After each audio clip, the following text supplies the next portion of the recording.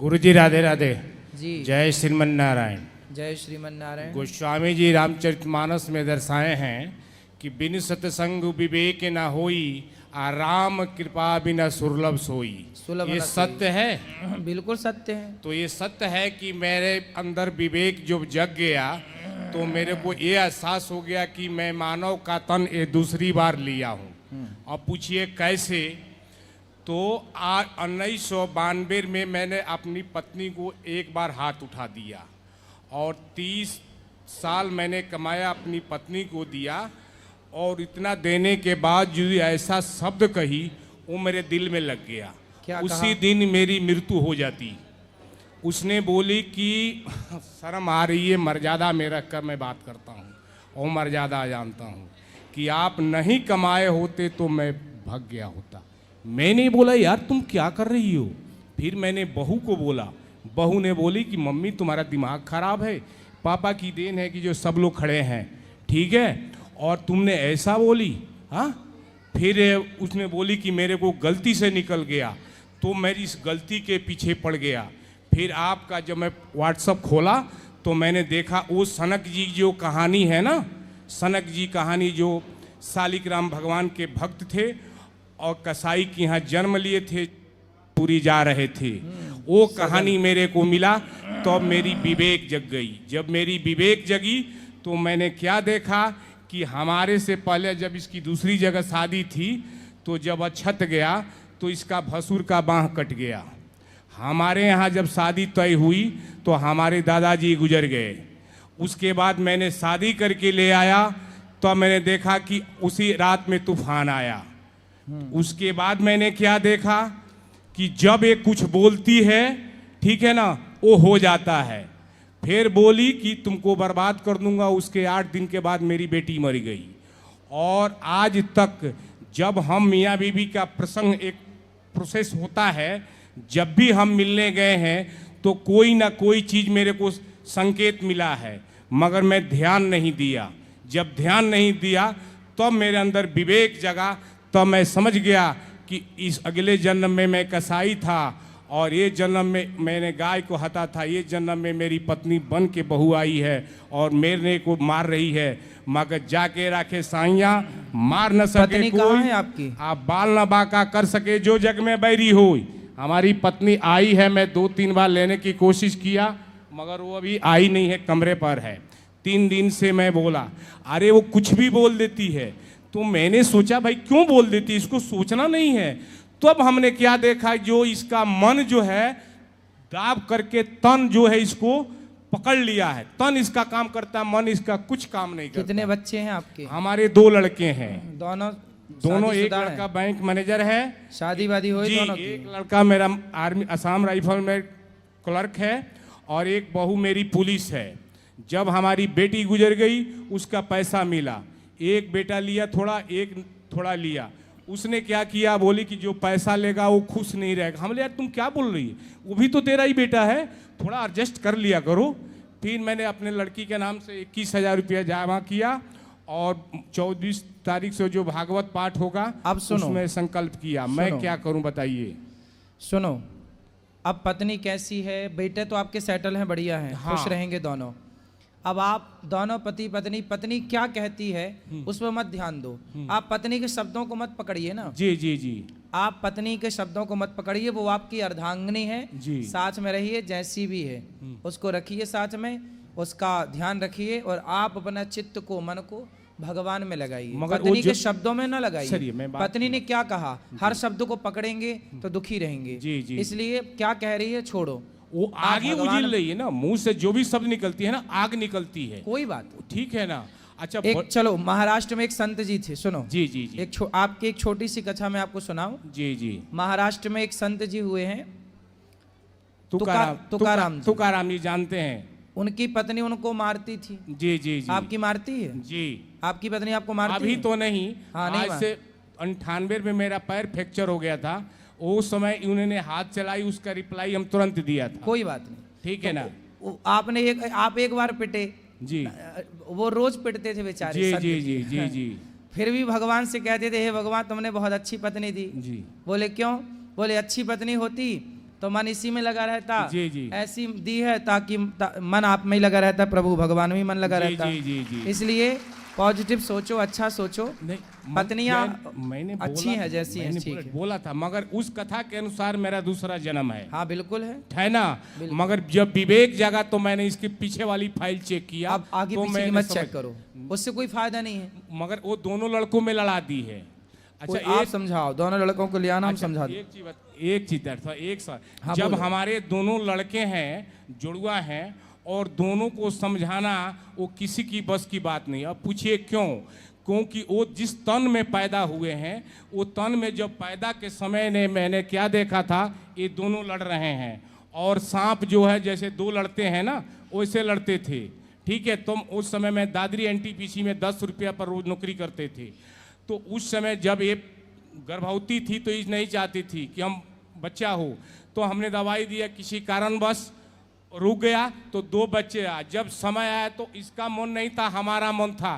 तो जब दोनों हुए और जब समय आया तो दोनों अपने मन के हो गए। वही सेम लड़की के साथ हुआ था, सेम टू सेम। कोई बात नहीं। आप है। जो बच्चे हैं अपना कमाएंगे, खाएंगे, सुखी रहेंगे। जी, जी। आप सबसे मन हटा के प्रभु में लगाइए, इसी जी, में जी। आपका भला है। मगर घर में जो बगावत हुआ है उसके लिए क्या करें? घर वालों को समझाते रहो, कथा से जोड़ दो, सब ठीक हो जाएगा। अरे वो नहीं जुड़ेंगे, वो कहते हैं कि हम कथा पता कुछ पत्नी नहीं आई जानते। थी, ले आते, हम समझाते अब भी।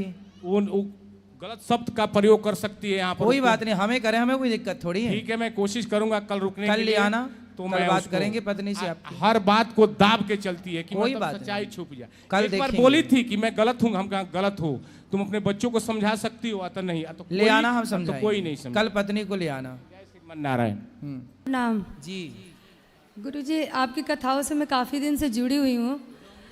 मुझे तो पता है कि आप जो बोलते हो परफेक्ट बोलते हो, लेकिन हमारे घर के कुछ बच्चे हैं थोड़ा सा भटक गए हैं, तो वो लाइव देख रहे हैं कि आप बोलते हो कि मतलब हम लोग बंदरों की संतान नहीं है, हम ऋषि मुनियों की संतान है। इसी टॉपिक पे आज मतलब थोड़ा सा बता दीजिए ताकि वो लोग समझ जाएं। तो आपके बच्चे ऐसा मानते हैं? बच्चे मेरे नहीं, भैया लोगों के बच्चे काफी पढ़े लिखे हैं सब। तो वो तो अच्छा, मैं आपकी भाषा मतलब के जैसे जवाब नहीं दे पाती हूँ। मैं ज्यादा बोली कि जब पढ़े भी लिखे जाऊँ। हैं, ज्यादा पढ़े लिखे हैं तो अपने पूर्वजों को बंदर मानते हैं। ये देखो, ये पढ़ाई का नतीजा है। ज्यादा पढ़े हैं तो बंदर की औलाद हूँ ऐसा मानते हैं। हम थोड़ा कम पढ़े लिखे हैं तो अच्छा, उनसे पूछना कि आपका गोत्र है कि नहीं। हाँ है। उनसे पूछना। अमेरिका के लोगों से पूछिएगा कि तुम्हारा गोत्र है, अमेरिका के लोग जानेंगे नहीं, है ना। अमेरिका में विदेशी जो देश हैं, अन्य देश हैं, पश्चिमी देश हैं, इनमें पूछो कि गोत्र जानते हो, वो गोत्र नहीं जानते, क्योंकि वो होंगे बंदर की संतान, वो गोत्र का ज्ञान नहीं रखते। हमारे गोत्र में तो ऋषि का नाम है, शांडिल्य गोत्र मेरा है, किसी का गोत्र कश्यप है, किसी का भरद्वाज है, किसी का वशिष्ठ हाँ, है, किसी कश्यप का गोत्र है। किसी का जमदग्नि है। तो जो गोत्र जिनका है, आप उन्हीं ऋषि की संतान है, ना कि बंदर की। ठीक है। डार्विन का ये सिद्धांत लोग पढ़ते हैं। हाँ। पर डार्विन की बहुत सारी थ्योरी आगे चल के खुद आगे के वैज्ञानिकों ने, आगे के रिसर्चरों ने उसको काट दिया। कुछ सिद्धांत डार्विन के काटे गए हैं। डार्विन के कुछ सिद्धांत से आज का 21वीं सदी का साइंटिस्ट संतुष्ट नहीं है। हाँ जी, हाँ जी। शेक्सपियर की बहुत सारी बातें से संतुष्ट नहीं है। आज के देखो, विज्ञान क्या है, एक विज्ञान नया खोज करता है और दूसरा उससे आगे का बना देता है, तो पीछे वाला अपने आप कट जाता है। उसकी थ्योरी समाप्त हो गई, नए वाले वैज्ञानिक की थ्योरी लागू हो गई। तो विज्ञान तो समय के साथ बदल गया, पर सनातन तो जैसा 100 साल 1000 साल पहले था, इसे आज तक कोई काटने वाला, बदलने वाला नहीं। इसलिए हम बंदर की नहीं, हम ऋषियों की संतान हैं। अब ये उनकी गलती नहीं है, क्योंकि पढ़ाया उनके वही शिक्षकों गया की है। गलती है। अच्छा, लिखना भी हमारे एग्जाम में आ जाए तो हमें लिखना भी बंदर ही पड़ेगा, वरना 1 नंबर कम हो जाएगा। तो लिखना तो भैया बंदर ही है, पर वास्तविक में ये सत्य नहीं है। चूंकि गलत पढ़ाई गई चीजें, तो हमने गलत को सही मान लिया। अब जैसे आप सब लोगों ने पढ़ा होगा औ औरत का, पढ़ा कि नहीं? किसने लोगों ने पढ़ा औ औरत का? जब हम लोग पढ़ते थे काका गाघा इंगा चाचा जाजा यहाँ, तो उसमें एक आता था औरत। हाँ, औरत, आ से और औ औरत का। औरत औरत औरत शब्द गलत होता है।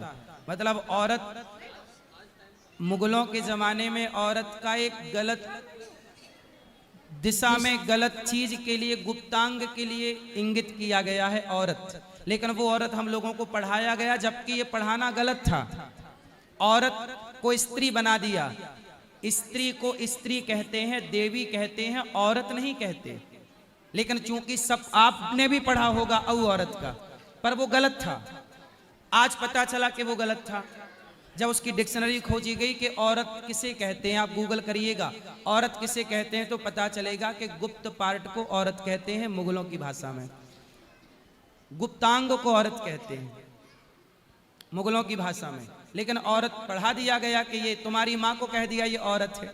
अरे औरत गलत चीज को कहा जाता है, एक विशेष शरीर का एक हिस्से को औरत कहा जाता है। लेकिन पढ़ाया सबको गया है, क्योंकि पढ़ाने वालों ने नहीं सोचा, नहीं विचारा, नहीं उसमें स्टडी की, तो गलत पढ़ाया। तो गलत को क्या सच मान लें? नहीं, गलत को सच कैसे मान लें? ऐसे डार्विन ने कह दिया बंदर की संतान है। जैसे आज हम कह रहे हैं कि औरत स्त्री का नाम नहीं है, औरत स्त्री के हिस्से का नाम है, एक पार्ट का नाम है, योनि का नाम औरत है। लेकिन अब आज जब जाने तब ना पता लगा कि भाई ये तो गलत था। ऐसे डार्विन के सिद्धांत को कि बंदर की संतान है, ये भी गलत पढ़ाया गया है। हम नहीं है बंदर की संतान, हम ऋषियों की संतान है। ठीक। और दूसरा क्वेश्चन है गुरुजी कि आप बोलते हैं कि सीता मैया जब मतलब वो प्रेग्नेंट थी तो इस वजह से गई थी वन में कि मतलब ऋषि मुनि के जैसे अपने मतलब पुत्र को जन्म देना चाहती थी। तो मेरे मतलब मन में क्वेश्चन ये आता है कि राम जी और लखन जी और भरत जी और शत्रुघ्न जी तो मतलब अपने महल में ही पले बड़े थे, तो वो भी तो बड़े अच्छे मतलब पुत्र थे। भाई राम को ये कहाँ पता था, लक्ष्मण जी को ये कहाँ पता था कि हमारे घर में एक कैकई भी है, अर्थात कैकई की ऐसी बुद्धि होने वाली है। किसको पता था कि मंथरा ये सब रच देगी खेल? ये तो रच दिया मंथरा ने, कैकई ने। तब सीता माँ डर गई कि इस माहौल में मेरे लव कुश रहेंगे तो कहीं उन्हें भी कैकई और मंथरा बिगाड़ ना दें। इसलिए उन्होंने अपने बच्चे को दूर कर लिया कि मैं ऋषि के पास बच्चे को जन्म दूंगी, इन महलों में नहीं। ठीक है गुरुजी। मेरी एक लाडो है, पूछ रही है कि हम कुंवारी लड़कियां वो पहन सकते हैं तुलसी की माला? सब पहन सकते। ठीक है गुरुजी, प्रणाम। खुश रहिए।